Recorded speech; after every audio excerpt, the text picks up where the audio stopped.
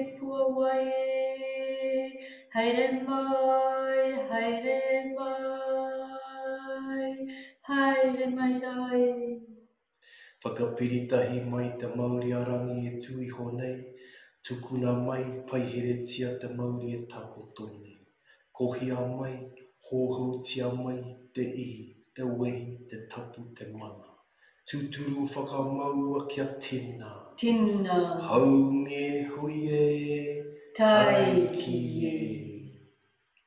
Oh, this is very nice to have you sitting Alors, c'est vraiment très sympathique de vous voir assis sur mon bureau chez moi pour cette petite réunion pour vous entendre parler de prochaine formation. Alors, vous avez une nouvelle offrande qui commence l'année prochaine pour vos étudiants qui aimeraient aller plus profondément sur le chemin avec vous. Donc, il s'agit de Hakarango Ayatupuawai. C'est un nom maori. Peut-être pouvons-nous commencer avec le nom. Parce que tout le monde n'est pas familier avec ces mots. Peut-être allons-nous commencer avec les formations précédentes. Aussi, nous aimerions parler de Hakarango Ayo, car il y a un mot magnifique, Rongo. Ronga, c'est essentiel à notre formation. Rongo, c'est le mot maori pour écouter, pour ressentir, sentir.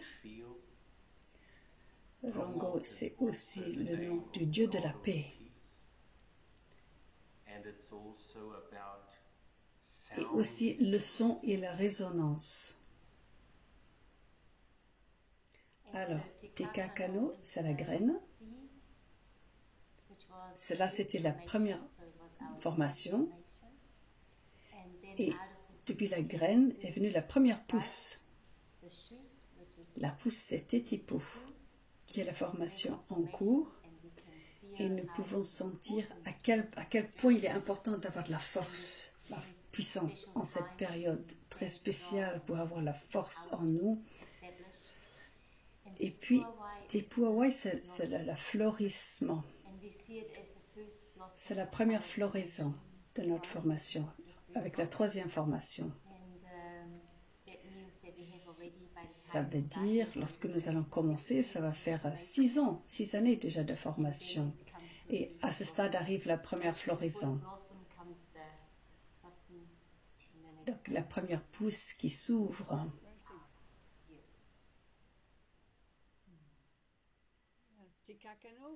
Te Kakano, c'était 2016-2019, n'est-ce pas? Tetipu 2019 et puis encore en cours aujourd'hui, ils sont toujours en train de grandir, n'est-ce pas? Ils ont poussé vraiment très haut, donc il y a vraiment une grande force là. Nous avons une belle expérience lorsque nous avons créé le pot Ahu dans cet espace sacré maori. Et en rentrant, il y a 1 an plus tard, il y avait une pousse de bambou qui était très haut, peut-être 3 mètres de haut, qui avait poussé pendant cette période. Et nous avons dit à Tetipu, voilà à quelle vitesse vous pouvez grandir. Donc il s'agit d'une progression avant de fleurir, mais l'objectif est de fleurir. Et comme tu as dit, 2022 à 2025, il y aura aussi un grand changement dans le monde dont nous allons faire l'expérience. Et eux feront partie de ce grand changement qui viendra plus, qui ira du pouvoir vers le soin, prendre soin de la terre, orienté vers la communauté. C'est ça qui nous réjouit avec cette prochaine formation. Alors, une de mes questions, c'est, donc la troisième formation, Te Puawai, en quoi est-ce différent? Ou bien, c'est la même? Est-ce que vous donnez la même formation chaque fois? Alors, ceux qui ont déjà assisté à nos séminaires font l'expérience que chaque séminaire est différent. Nous travaillons avec les dynamiques du groupe, le temps, l'espace du lieu. C'est pareil dans chaque formation. Il s'agit de travailler avec les dynamiques au sein du groupe. Ce que nous expérimentons dans le monde, dans le temps et dans l'espace, influence la formation. Alors, qui peut s'inscrire à la formation? Est-ce qu'il y a des prérequis? Peut-être des personnes s'y intéressent. Est-ce que c'est dédié à certaines personnes? Ou peut-être qu'est-ce qu'ils devront accomplir en amont? Dans ma compréhension, si on veut rejoindre une formation, il faut déjà qu'il y ait un appel pour un changement dans la vie ou une manifestation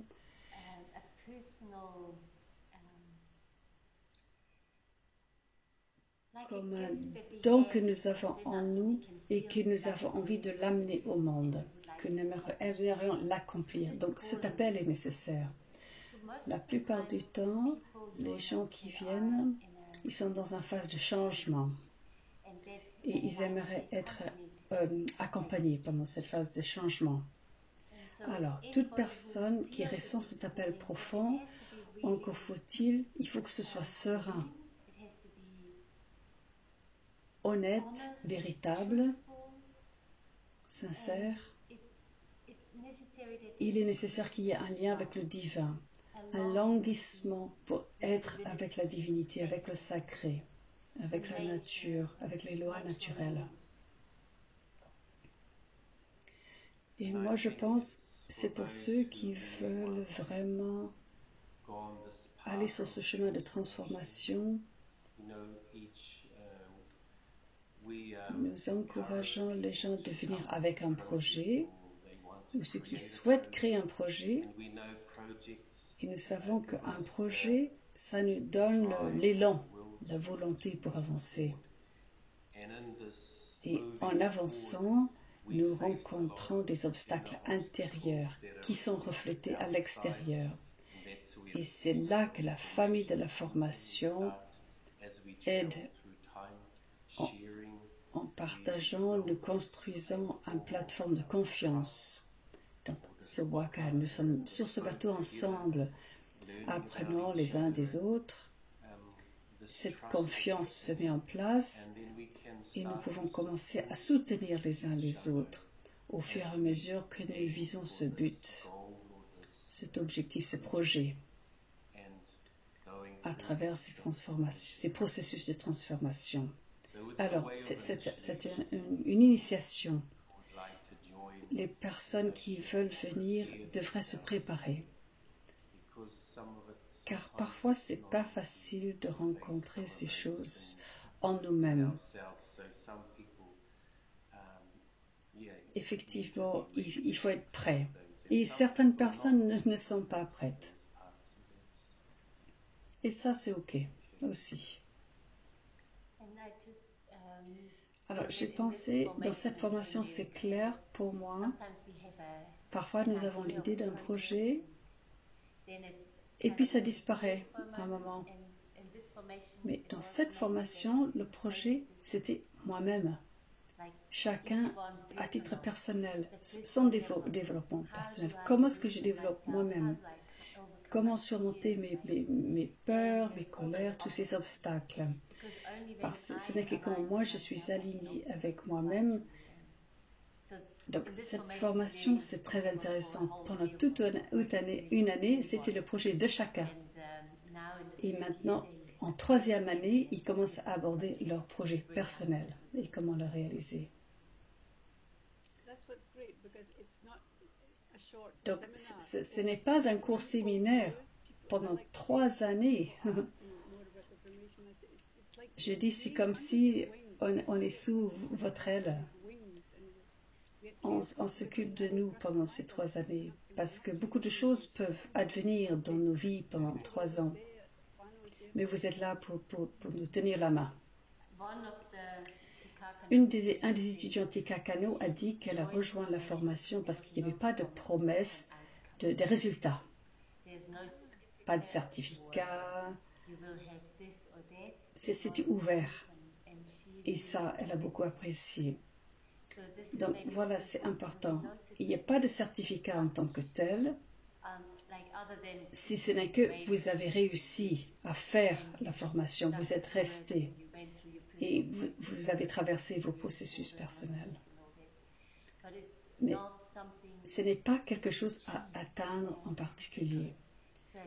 Les objectifs, c'est essentiellement avec soi-même. Donc, il y a des lettres de motivation que nous demandons à chacun qui vient. C'est un contrat avec soi-même. Qu'est-ce que moi, j'aimerais atteindre avec cette formation? Et nous sommes là pour vous soutenir dans ce processus. Alors, parfois, on me demande où aura lieu la formation. A priori, c'est en France, donc facile d'accès.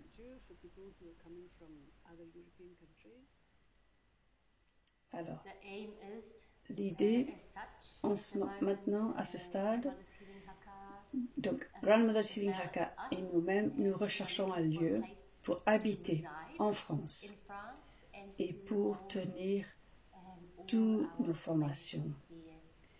Donc, le processus est en cours et puisque nous ne savons pas où cela va être, pas encore, mais nous espérons d'ici quelques mois ça va se concrétiser. C'est pour ça que nous ne pouvons pas dire précisément à ce stade, mais l'objectif, près d'une gare, près d'un aéroport, en principe près de la Suisse, donc près de l'Allemagne. Voilà, c'est ça le but.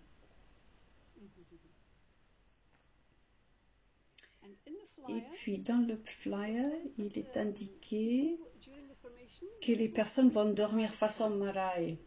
Mais je me disais que peut-être tout le monde ne sait pas ce que ça veut dire. Si nous n'avons pas été sur un voyage sacré avec vous, où nous allons sur les maraïs, peut-être vous pouvez nous dire qu'est-ce que c'est le maraï et qu'est-ce que c'est dormir façon maraï. Alors, la façon maraï, ce n'est pas requis tout le temps pendant la formation, mais nous l'encourageons beaucoup. Si le lieu est adapté pour le faire façon maraï.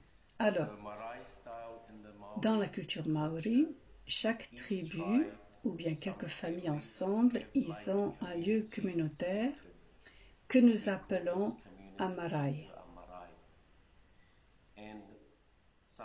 Donc les maraïs sont très différents. Certains sont très modernes, d'autres très anciens et basiques. Certains très élaborés, avec des sculptures maoris. Chacun raconte une histoire. Mais la maison principale pour l'enseignement, c'est la maison des ancêtres. Et dans la maison des ancêtres, c'est là que nous faisons tous les enseignements. Et c'est aussi le lieu où nous dormons tous. Et cela approfondit la façon dont nous interconnectons et nous nous lions en tant que famille pour approfondir les enseignements.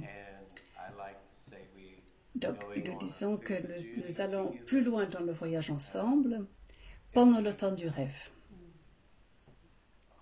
Donc, ça veut dire dormir dans un grand espace, tout le monde ensemble. Les matelas sont côte à côte du moment où les précautions sanitaires le permettent. Donc, il fallait faire façon maraï avec la distanciation sociale une fois. Nous avons réussi à avoir 1 mètre entre les matelas. Alors, naturellement, nous allons respecter les réglementations.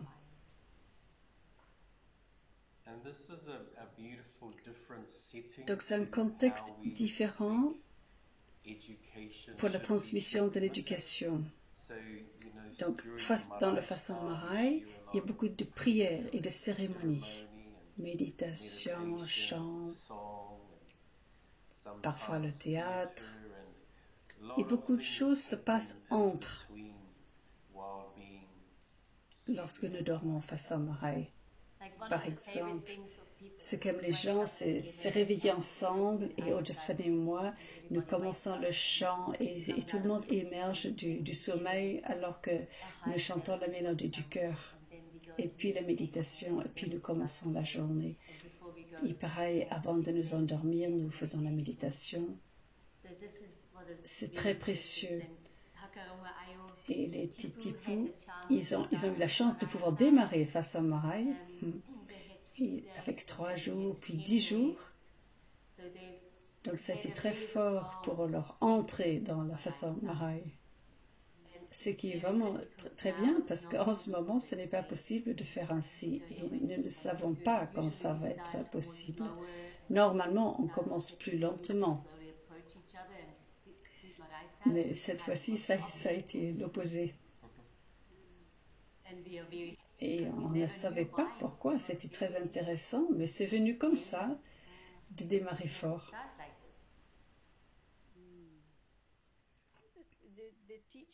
Alors, les thèmes, les éléments pédagogiques. Nous avons une liste.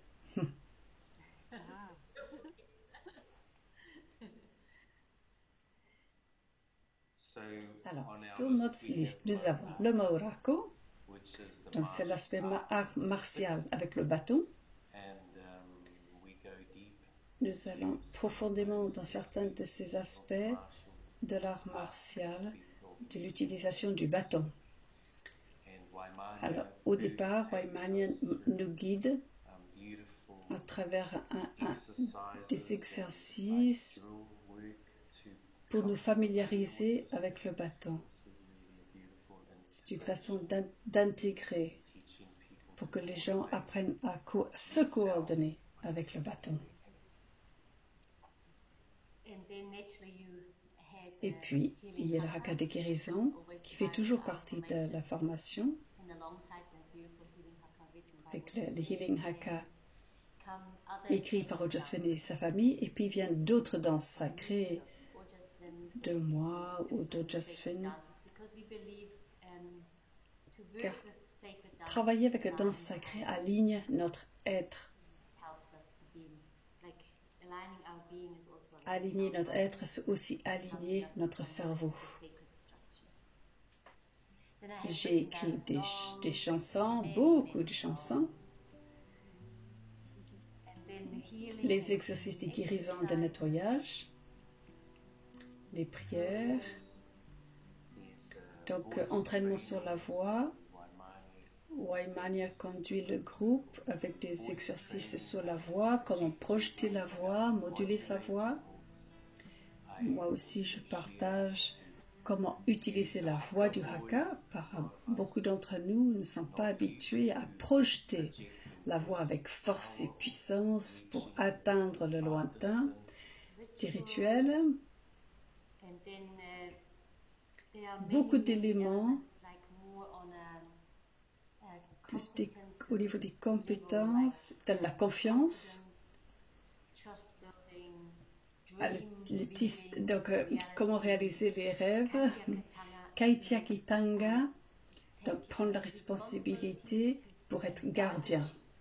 Le gardiennage de soi-même, de sa famille, de son jardin, de sa communauté. Apprendre à être de bons leaders. Donc, Rangatira, ça veut dire être un leader. Donc, lorsque nous enseignons le Sambla Haka, nous enseignons aussi comment mener le Haka. Et qu'est-ce que ça veut dire mener? Il s'agit d'un processus. Je ne sais pas si j'ai parlé des vertus. Donc, les vertus, c'est très important. Ce sont comme des anges qui nous guident dans notre vie pour nous aider à savoir où aller au bon moment. Et puis, il y a un livre qui a été écrit en Nouvelle-Zélande lorsque je travaillais pour la fondation de la mère d'Ojasven. Ça va être un des éléments, avec beaucoup d'éléments maoris, comment les Maoris vivent leur vie.